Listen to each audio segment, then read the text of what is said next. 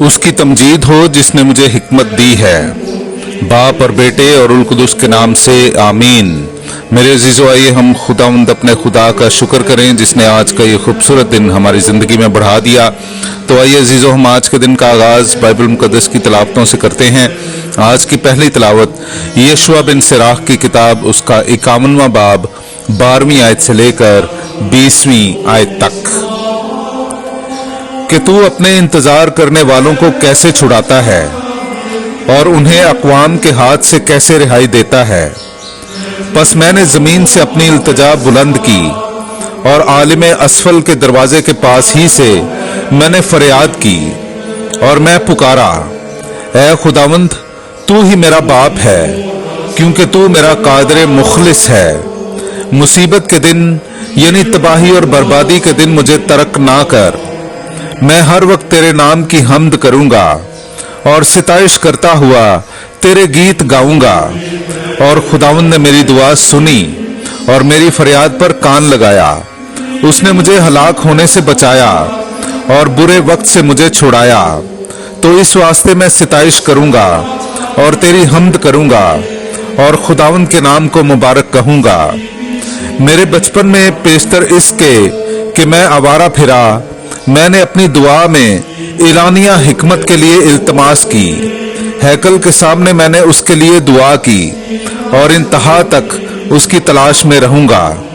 उसने पकने वाले अंगूर की तरह शगुफे निकाले और मेरा दिल उससे खुश हुआ। मेरे पांव इस्तकामत में पड़े और बचपन ही से मैं उसके नक्शे कदम पर चला। पाक कलाम का पढ़ा और सुना जाना हम सब के लिए बाइस बरकत हो। खुदा का शुक्र हो। खुदावंद के कवायद दिल को मसरूर करते हैं। मेरे अजीजों, आइए हम खुदावंद अपने खुदा की हम्द व तारीफ करें। मैं आपके सामने पढ़ूंगा ज़बूर नंबर 19, उसकी 8वीं आयत से लेकर 11वीं आयत तक। खुदावंद की शरीयत कामिल है, जान को बहाल करने वाली है। खुदावंद की शहादत काबिल एतमाद है, कुंद ज़हन को भी दानिश बख्शने वाली है। खुदावंद के कवायद रास्त हैं, वो दिल को मसरूर करने वाले हैं। खुदावंद का हुक्म साफ है, वो आंखों को रोशन करने वाला है।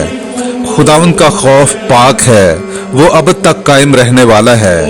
खुदावंद की क़ज़ाएं बरहक हैं, सब की सब रास्त हैं। वो सोने से बल्कि खालिस सोने की कसरत से भी ज्यादा मरगूब हैं। वो शहद बल्कि छत्ते के टपकों से ज्यादा शीरी हैं। पाकलाम का पढ़ा और सुना जाना हम सब के लिए बाइस बरकत हो। खुदा का शुक्र हो। तू किस इख्तियार से ये करता है। मेरे अजीजों, आइए हम आज का इंजीली इक़्तिबास सुनते हैं। इंजील मुक़द्दस बाब मुताबिक मुक़द्दस मरकस, उसका 11वां बाब 27वीं आयत से लेकर 33वीं आयत तक। और फिर यरूशलेम में आए, और जब वो हैकल में फिर रहा था तो सरदार काहिन और फकी और बुजुर्ग उसके पास आए और उससे कहा कि तू किस इख्तियार से ये करता है और ये इख्तियार तुझे किसने दिया है कि ये करे। तब यीशु ने उनसे कहा कि मैं भी तुमसे एक बात पूछता हूं, तुम जवाब दो तो मैं तुम्हें बताऊंगा कि मैं किस इख्तियार से ये करता हूं। यूहन्ना का बपतिस्मा आसमान से था या आदमियों से? मुझे जवाब दो। तब वो अपने में गौर गौस करने लगे कि अगर हम कहें कि आसमान से, तो वो कहेगा फिर तुमने क्यों उसका यकीन ना किया। फिर क्या ये कहें कि आदमियों से? वो अवाम से डरते थे क्योंकि सब यूहन्ना को हकीकी नबी जानते थे। तब उन्होंने यीशु से जवाब में कहा, हम नहीं जानते। यीशु ने उनसे कहा, मैं भी तुम्हें नहीं बताता हूं कि मैं किस इख्तियार से ये करता हूं। पाकलाम का पढ़ा और सुना जाना हम सब के लिए बाइस बरकत हो। खुदा का शुक्र हो।